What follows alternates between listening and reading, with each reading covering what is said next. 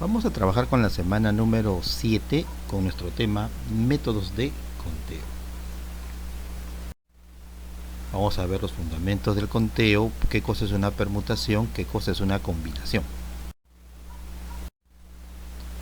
Principio de multiplicación, nuestro primer principio fundamental. Dice, si un evento A ocurre de m formas diferentes y para cada una, para cada una de estas formas, un segundo evento B tiene n formas diferentes de ocurrir. Entonces ambos eventos se podrán realizar de m por n maneras diferentes. Observamos un evento A que se puede hacer de m formas y un evento B de n formas. El número total de las formas que se pueden hacer ambos eventos pues será de m por n formas. Tenemos que distinguir que para poder trabajar con el principio de la multiplicación, repito, las formas deben tener una relación con otra. Principio de adición. Si un evento A puede realizarse de m maneras diferentes, mientras que otro evento B puede realizarse de n maneras diferentes, y ojo, no es posible realizar ambos eventos en forma simultánea. Son eventos excluyentes, ¿no? Entonces, para llevar a cabo cualquiera de estos eventos, se podrá realizar de m más n maneras diferentes. Entonces son eventos que no tienen una relación, como en el caso del principio de la multiplicación. Vamos a trabajar con dos ejemplos. Nos dice, un estudiante tiene dos camisas, una de manga corta y una de manga larga, y tres pantalones diferentes. ¿De cuántas maneras distintas puede vestirse? Entonces, tiene camisa 1, camisa 2. Tiene dos camisas y tiene pantalón 1, pantalón 2 y pantalón 3, o sea, tres pantalones. Ahora, el principio, ¿cuál será? ¿El de adición o el de multiplicación? Bueno, me doy cuenta que veamos qué pasa con uno de los eventos. El que se ponga la camisa 1 está relacionado a que si él se pone una camisa, obviamente él esté vestido bien, sería pues que se pueda poner el pantalón 1, que se pueda poner el pantalón 2 o que se pueda poner el pantalón 3. O sea que un evento se relaciona con tres eventos posibles, ¿no?, del otro. Eso significa que será pues un principio de la multiplicación, porque un evento depende del otro. Una camisa va a depender de las tres opciones de pantalones que tiene. Por eso es que el principio es de multiplicación. 2 por 3 sería 6, sería la respuesta. Principio de multiplicación. Ejemplo número 2. María puede viajar de Lima a Chiclayo a través de dos aerolíneas o por vía terrestre mediante tres líneas de ómnibus. ¿De cuántas formas María puede realizar su viaje? Veamos ahora. Tiene dos opciones: o se va por vía aérea o se va por vía terrestre. Si se va por vía aérea, tiene dos líneas aéreas posibles, y se va por línea terrestre, tiene tres posibilidades. ¿Qué principio usar? Si se va de adición o de multiplicación. Si se va por avión, ya no hay forma que elija transporte terrestre, y si elige el transporte terrestre, ya no hay forma que elija avión. Es decir, será un principio de suma, de adición, porque no son eventos que tengan que ver uno con otro, son eventos excluyentes.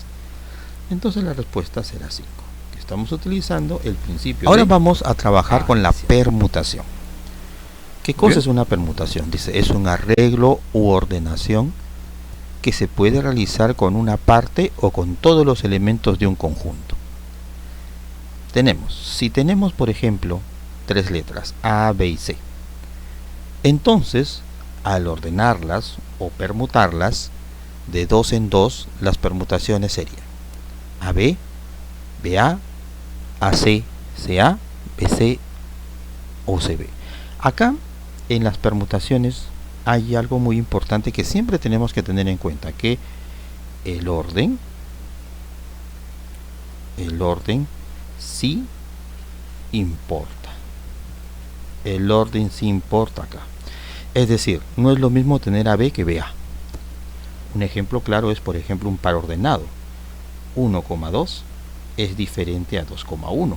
El orden sí importa, porque son posiciones distintas. Igualito acá, si yo tengo a B y BA es diferente, lo tengo que contar como otro arreglo.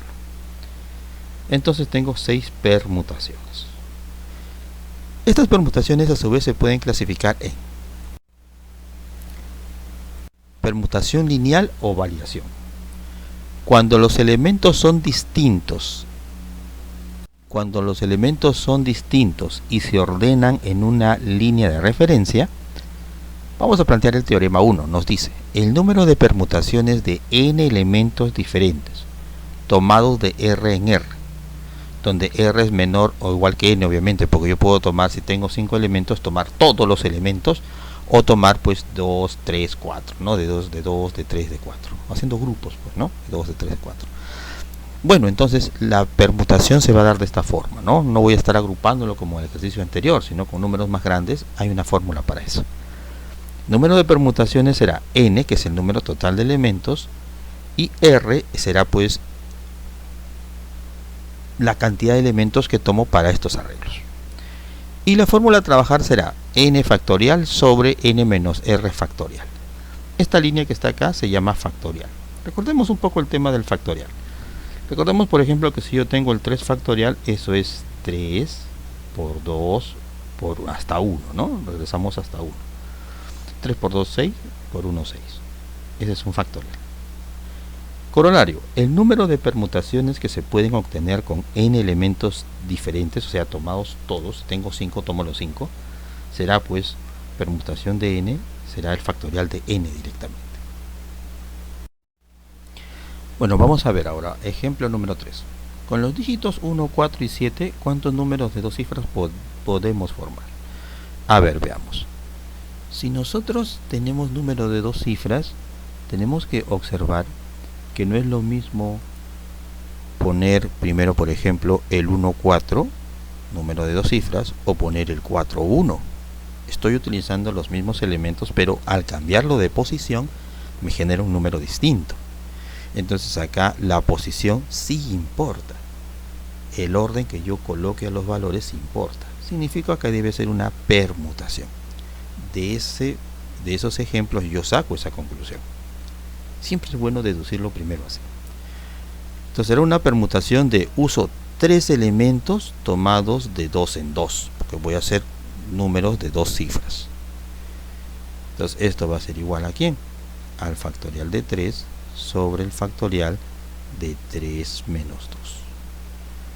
Factorial de 3 es 3 por 2 por 1. 3 menos 2 es el factorial de 1, que sería 1. Y 3 por 2 daría 6, y esa sería pues mi respuesta. Muy bien, sigamos. Dice, ejemplo 4. ¿De cuántas formas diferentes pueden sentarse una pareja? Una pareja de esposos son 2 personas y sus 3 hijos en una fila de 5 asientos. Por ejemplo, digamos que el hijo 1 se siente acá, el hijo 2, el hijo 3, los hijos juntos, el papá por acá y la mamá por acá. Ahí está un arreglo de 5. Pero ¿qué pasa si yo más bien ahora cambio? Pues pongo a mamá por acá. Miren, los hijos se mantienen ahí, digamos, ¿no? Y cambia. ¿Será un arreglo distinto? Sí, porque ahora la mamá está a la izquierda y el papá está a la derecha. Cambiaron la ubicación, es un nuevo arreglo. Significa que el orden sí importa. Eso significa que debe ser una permutación de 5 personas en 5 asientos, o sea, se da una permutación de 5 elementos. Entonces esto por fórmula sería el factorial de 5. El factorial de 5 pues sería, ¿no? 5 por 4 por 3 por 2 por 1. Y eso es igual a 120, que sería la respuesta para este ejercicio. Ahora vamos a hablar de la permutación circular. Cuando los elementos son distintos y se ordenan alrededor de un objeto o punto de referencia, tenemos lo que se llama una permutación circular. Teorema número 2. El número de permutaciones circulares de n elementos distintos se obtiene mediante la siguiente fórmula. Permutación circular en n será igual a n menos 1 factorial. Esto sale de, por ejemplo, ¿por qué n menos 1? Porque nosotros, si tenemos un arreglo circular, siempre a uno de los elementos le vamos a llamar un elemento fijo. Siempre a uno le vamos a llamar como elemento fijo. Un elemento lo vamos a fijar. Al fijar uno de los elementos, los demás son los que van a permutar alrededor de ese elemento fijo. Por ese elemento fijo es que yo tengo acá menos 1.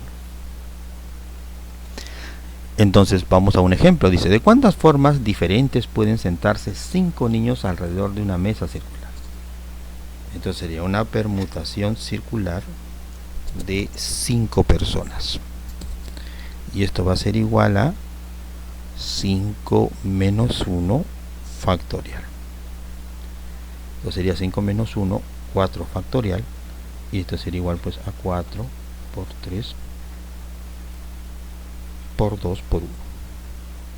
4 por 3, 12, por 2, 24. ¿De cuántas formas? De 24 formas. Y esa sería la respuesta para este ejercicio. Ahora vamos a ver permutaciones con elementos repetidos. Cuando no todos los elementos son distintos entre sí, es decir, hay elementos que se repiten, a los cuales se les considera que conforman una clase. Veamos, por ejemplo, estos son los ejemplos que se refieren a las banderas, ¿no? A cuántas palabras con o sin sentido se pueden formar con las letras de una determinada palabra, ¿no? Y así. Teorema 3. Si se disponen n elementos en los cuales hay n1 de una primera clase, n2 de una segunda clase y nk sucesivamente, entonces el número de permutaciones lineales que se pueden hacer está dado por permutación de n, donde n es la suma de todos los elementos, de todos los elementos que se van repitiendo, y n1, n2, nk son las veces que un elemento se está repitiendo. Entonces esto va a ser igual al factorial de n sobre n1 factorial por n2 factorial y así sucesivamente. Vamos a explicarlo mejor con ejemplos. Dice, ¿de cuántas maneras distintas se pueden ordenar en una fila dos bolas rojas, que podemos decir que se están repitiendo porque son del mismo color, 3 bolas verdes y 4 bolas azules? Entonces esto será pues una permutación de 2 bolas rojas, 2 que se están repitiendo, 3 bolas verdes y 4 bolas azules. En total tengo ahí 9 bolitas, ¿no? 2 más 3, 5, más 4, 9 en total. Entonces voy a tener una permutación de 9 elementos y las repeticiones voy a ponerlo como factorial, ¿no? Factorial de 2 por el factorial de 3 por el factorial de 4. Muy bien, este factorial de 9 lo vamos a repetir así, ¿no? 9 por 8 por 7 por 6 por 5 por el factorial de 4. El factorial de 2 es 2, pues que es 2, 1 por 2. Y el factorial de 3 vamos a ponerlo como 3 por 2. Y el factorial de 4 lo voy a dejar tal cual. Bueno, acá la propiedad del factorial también yo puedo regresar y poner hasta el factorial que yo quiera, ¿no? Por ejemplo, esto lo pongo hasta 4 porque voy a simplificarlo con este. 3 por 2 da 6, simplifico con este 6. Este 2 simplifico con este 8 y me da 4. De los números que han quedado entonces, la respuesta sería 1260 formas que yo puedo hacer ese arreglo. Muy bien. Ejemplo número 7.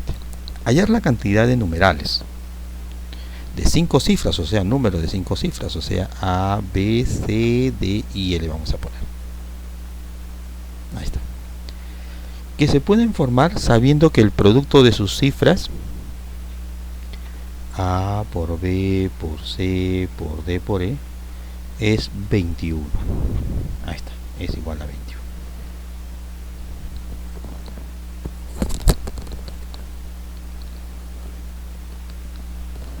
Entonces, veamos, pero este 21 que está acá es 3 por 7.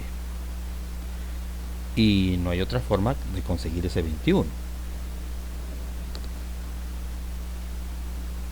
No hay otra forma que yo pueda generar un 21 más que multiplicando el 3 por 7. Ahora, pero ahí hay 5 números, 5 dígitos.